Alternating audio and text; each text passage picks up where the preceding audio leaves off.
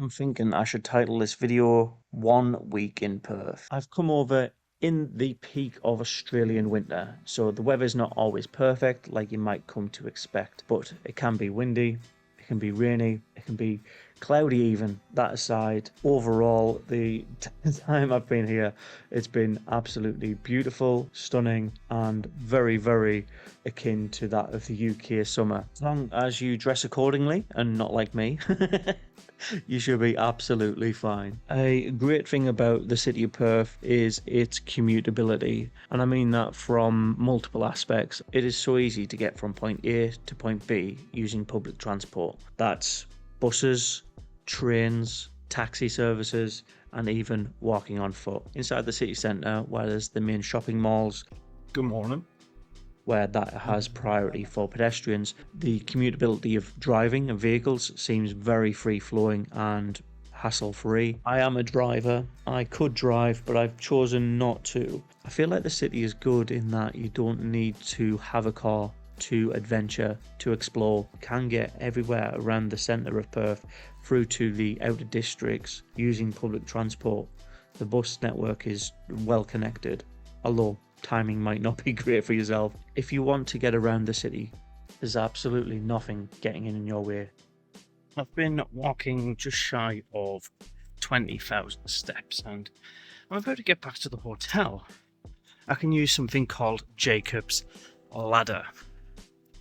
And as the name suggests, yeah. Whew. Yeah, big climb ahead. Fucking hell. Coming down, yeah, no problem. Last couple of steps, I'm not out of breath at all. Look at the state of that. Yeah. Luckily you've got a nice little water fountain at the top, so if you do need to get a breather, you've got fucking hell, I am out of breath, aren't I? Got a little bit of respite.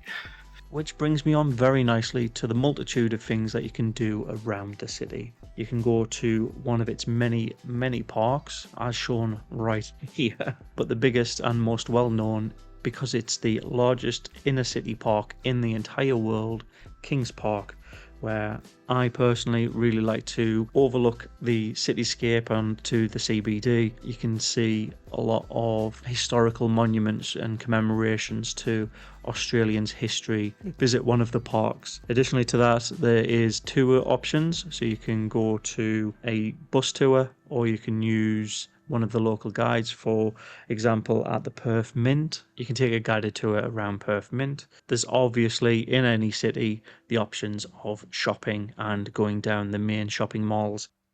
And it's good. Walk safely.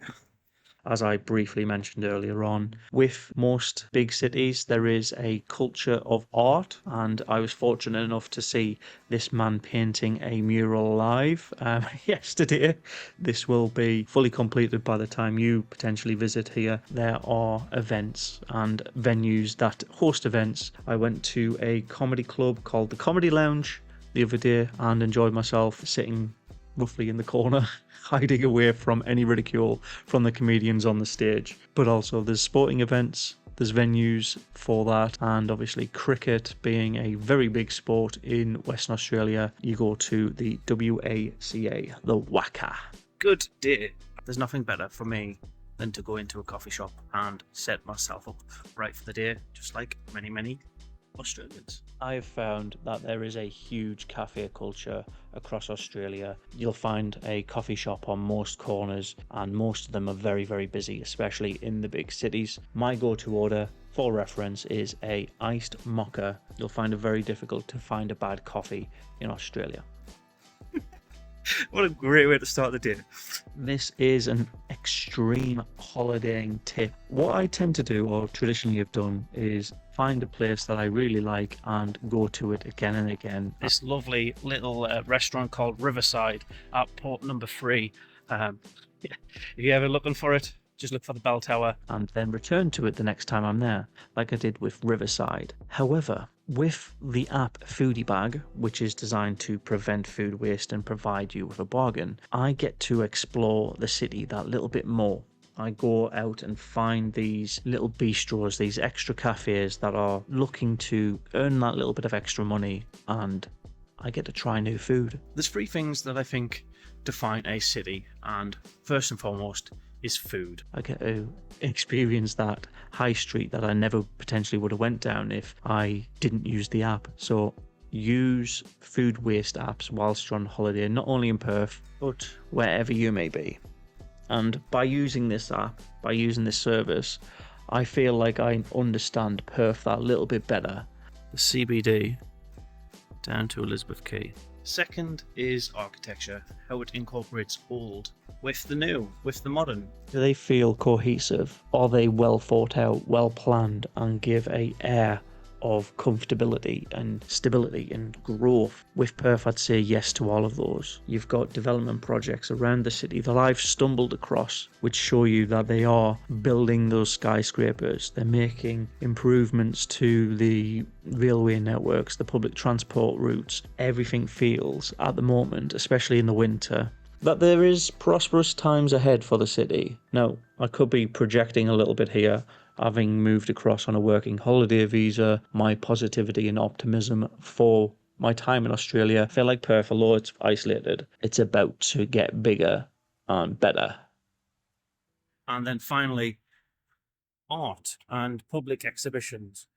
How well do they feel and flow with the city? When you're walking, when you're out and about, do you feel like when you come across a piece of art, like it punches in you in the face? When you're going to these boutiques and finding new items and exploring what people have created in the community, do they impact you? And when you're interacting and when the world's interacting with this public art, it needs to feel like it's authentic to that place. Now, some of them, like this, makes no sense. Ultimately, with art, what it should be designed to do is to get you to think about the environment that you're in. What art, and especially public art, is about for me is being able to feel part of something bigger.